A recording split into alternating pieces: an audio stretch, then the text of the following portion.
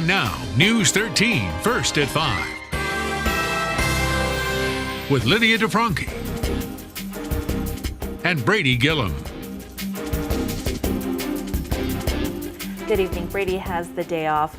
2 Job Corps students recently went to Washington, D.C. to represent the facility as part of the first graduating class. News 13's Landon Hara joins us live. Landon, what has the Job Corps experience been like so far for students?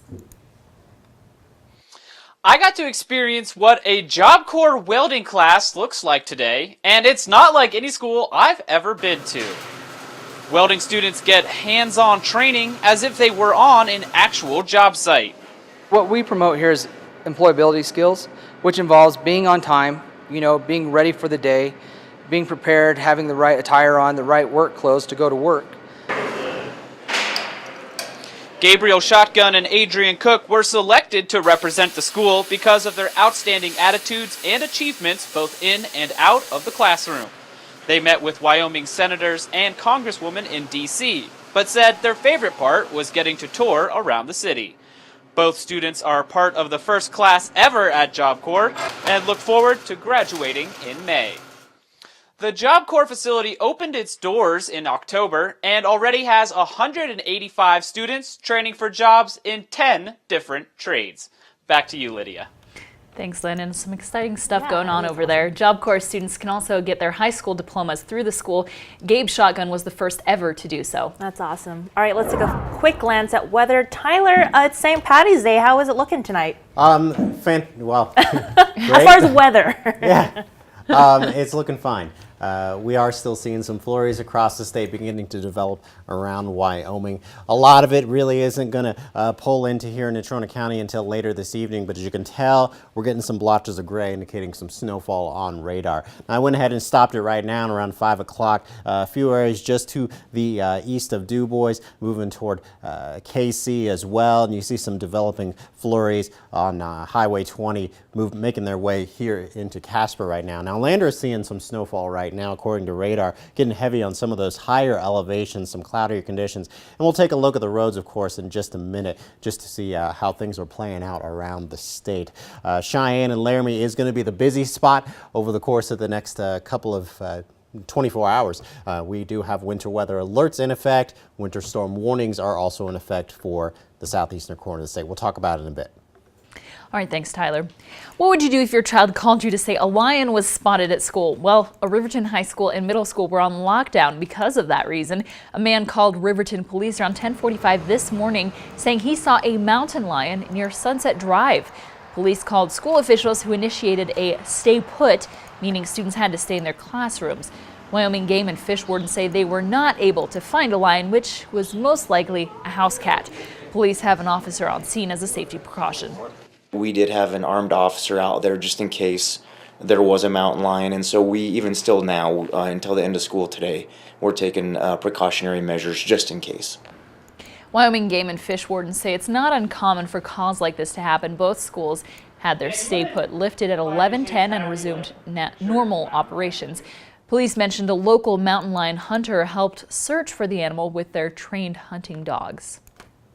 The Wyoming Business Council recommended granting Sweetwater County $2 million for improvements to their events complex. The events complex has hosted the National High School Finals Rodeo for the last 4 years, generating $30 million for that area. It's also generated over $80,000 annually for Sweetwater County tax revenue and over $300,000 in state tax. The National High School Finals Rodeo will be in Gillette for the next 2 years. The finals will return to Sweetwater County after that. The county hopes improvements will help keep the NHSFR in Sweetwater County. It's money back into the community, all of those aspects, all of the businesses. It's fuel, it's hotels, restaurants, grocery stores, and the list goes on. The final grant approval rests with the state lands and investment boards. They will likely vote at their meeting on April 7th. Well, St. Patrick's Day is a cultural and religious celebration to commemorate St. Patrick, the foremost patron saint of Ireland. Many carry on this tradition in the form of celebrations, parades, or drinking Irish beer. While many are drinking and having a good time, others are preparing for a crowd. Local Irish pubs are serving green beer and Irish traditions such as corned beef and cabbage, and they make sure to have enough to go around. Here at Galway's Pub, we dye 10 extra kegs green.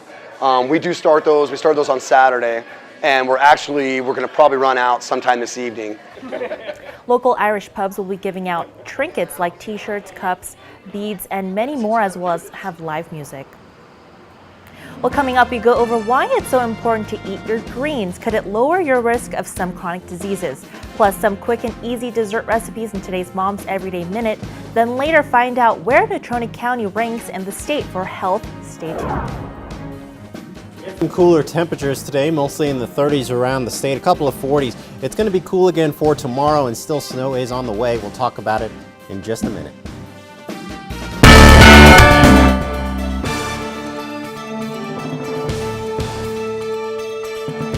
Now, all health news that all pregnant women will want to hear. New research shows that there has been a significant increase in strokes related to pregnancy.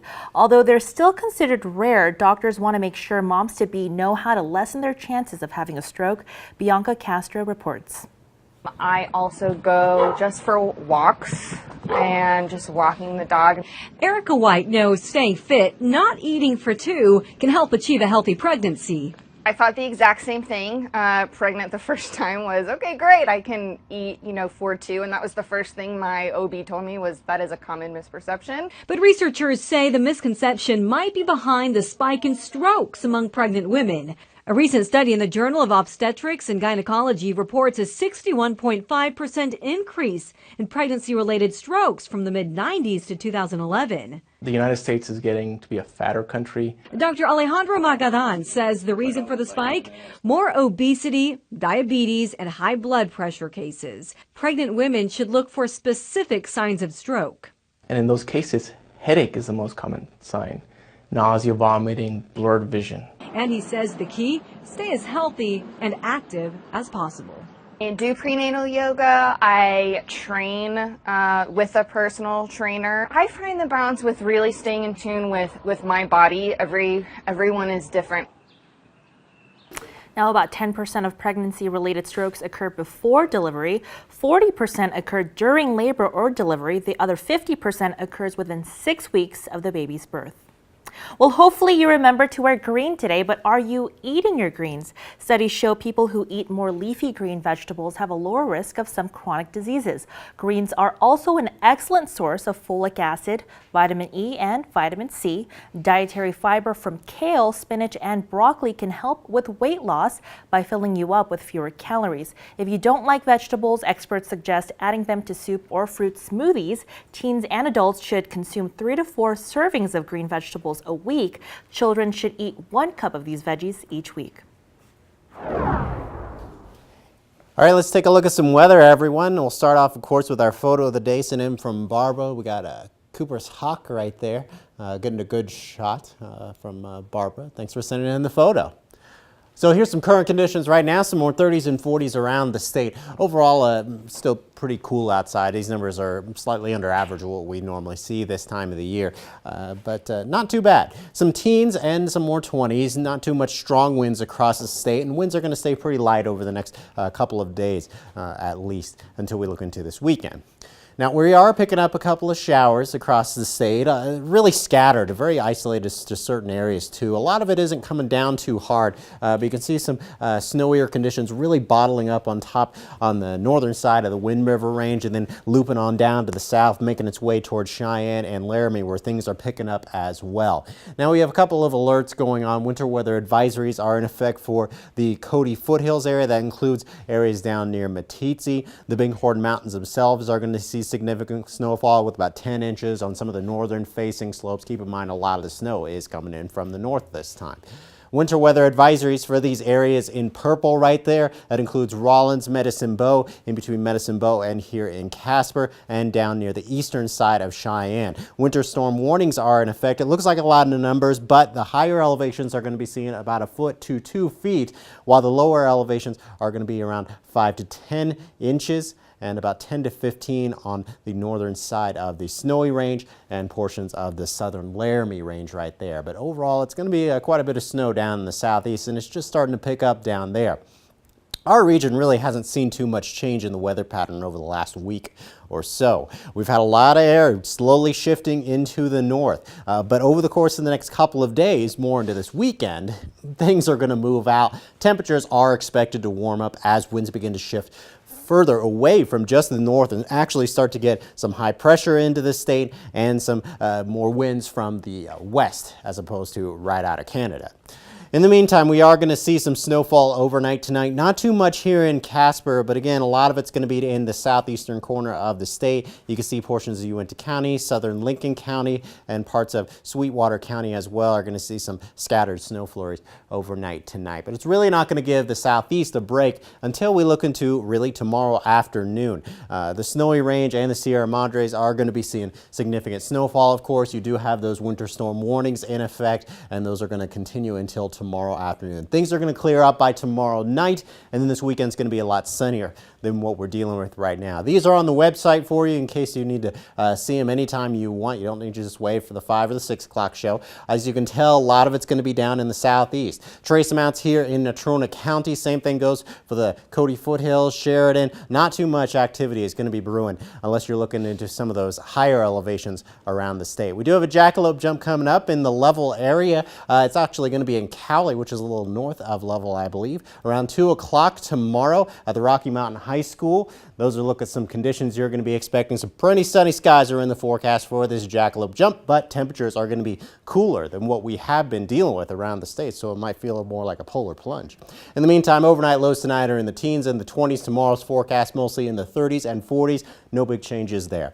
Here's your 7-day outlook. Everyone, spring is still coming on to Sunday. We are looking at some more 60s in the forecast for this weekend and some more snow for next week. But for the time being, we got to deal with what's going on tonight. We still are going to see a few flurries lingering across some parts of the state, especially Cheyenne, into tomorrow morning. But like I said before, things are going to clear out into Friday afternoon and especially Friday evening. We are going to see temperatures overnight drop into the teens as we get some cool conditions around the state. But it's really not going to be too much of a big deal, especially when we're going to be seeing highs into the 60s again. If you miss anything, all those 7 days are on the website. We'll keep you posted. Glad to see spring is on the way. Well, top off your St. Patrick's Day festivities with one of these delicious ice cream desserts. Here's more in today's Mom's Everyday Minute. Happy St. Patrick's Day! I like to celebrate special occasions with something sweet. So after your fill of corned beef and cabbage, the whole family can dig into one of these treats. Let's start with a mint sundae. You'll need ice cream, mint extract, fresh mint leaves, and chocolate syrup. Just scoop your ice cream, add a few drops of mint extract, a little goes a long way. Spread on the chocolate syrup and add the beautiful mint leaves. Yes, they're edible. Yummy. More of a shake person? Start with several scoops of ice cream, half a cup of milk, and a few drops of mint extract. If you're feeling festive, add a little bit of green food coloring. Blend, pour, add some whipped cream, and enjoy. For more ways to make mom's life easier, visit momseveryday.com.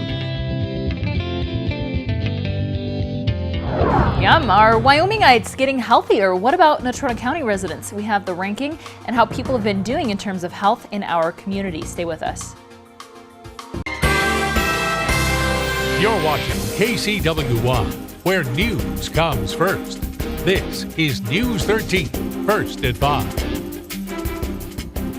Welcome back. A lot of people in Wyoming take pride in living a healthy, active lifestyle. Medical professionals say monitoring your everyday health should not be overlooked, but some states set up some limits that make living a healthy life hard, including Wyoming. Wyoming medical officials have a lot of work to do.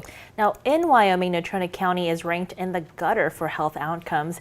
News 13's Chris Scally spoke with a medical doctor from the Infectious Diseases Board to learn why Natrona County and Wyoming is in serious health troubles. Chris? Regina, to help citizens in Wyoming and Natrona County, medical officials need to increase outdoor activity access and getting people to sign up for more primary care.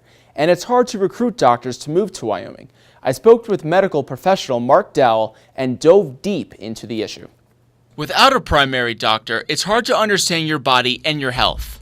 Because that is one of the key things to staying healthy, is having a family doc that you can go to when you're having problems and can teach you how to stay healthy. The more access you get to primary care and using it to its fullest ability will help you in the long run. But Dowell says patients avoid getting primary care because they don't want to hear their medical issues. That's one of the big reasons they don't access that care.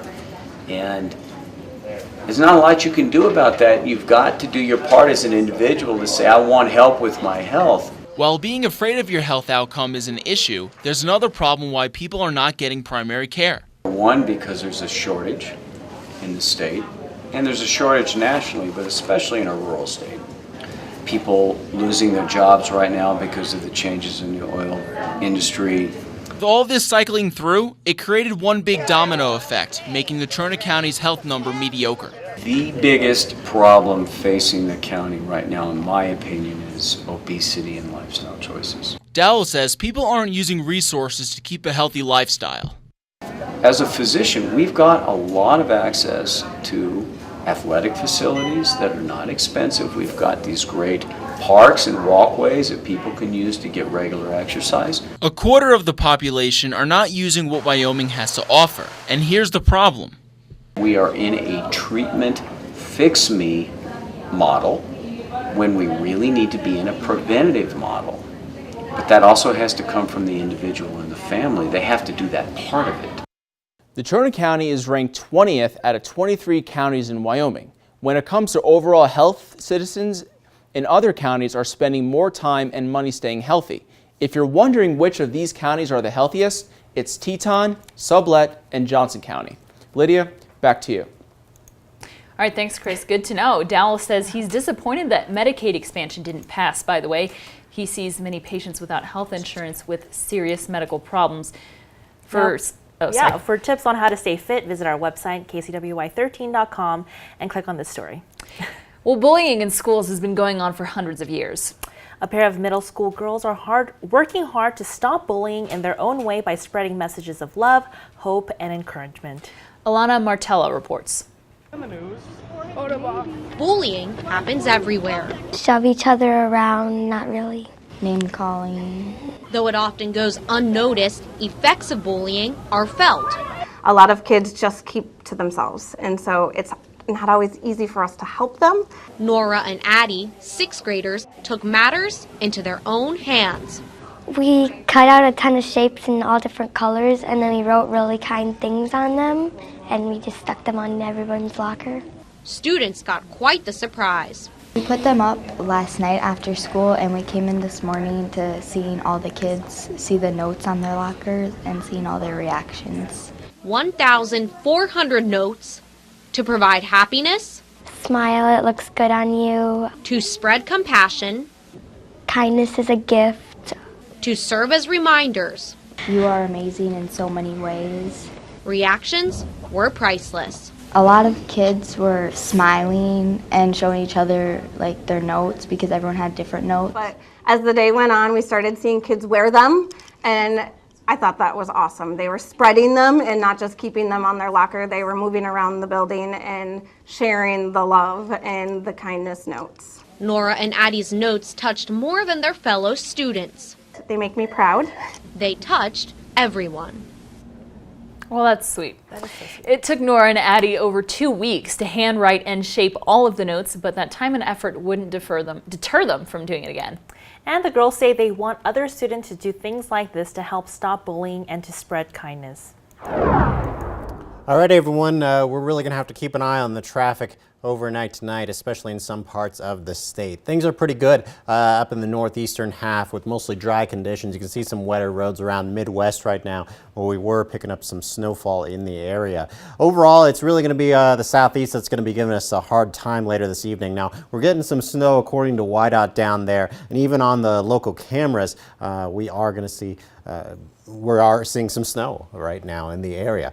So overall, I-80 is going to be a big hot spot with travel concerns and possibly with some road closures by the time we look into tomorrow morning. Stay tuned.